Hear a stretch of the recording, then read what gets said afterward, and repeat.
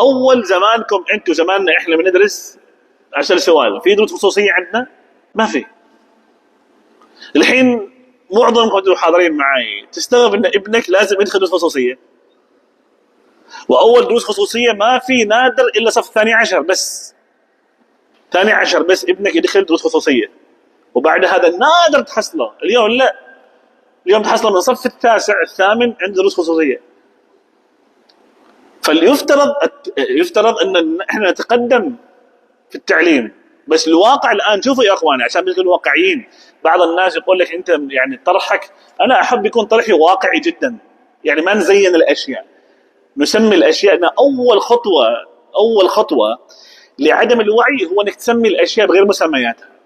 تغيير مسميات الاشياء هي اول خطوه انك ما تواجه المشكله.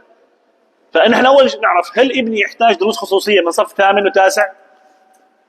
اذا انا عودت ابني من صف ثامن وتاسع دروس خصوصية، فهنا يبدا ايش؟ شيء اسمه الاعتماديه. واضح؟ لما يوصل الثاني عشر يبدا هنا عاد كل المواد لازم خصوصي لانه تعود.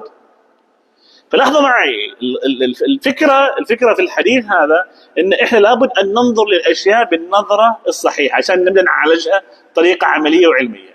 وايضا في موضوع الدروس الخصوصيه ما اتعامل مع دروس خصوصيه وكانها واقع مفروض علينا.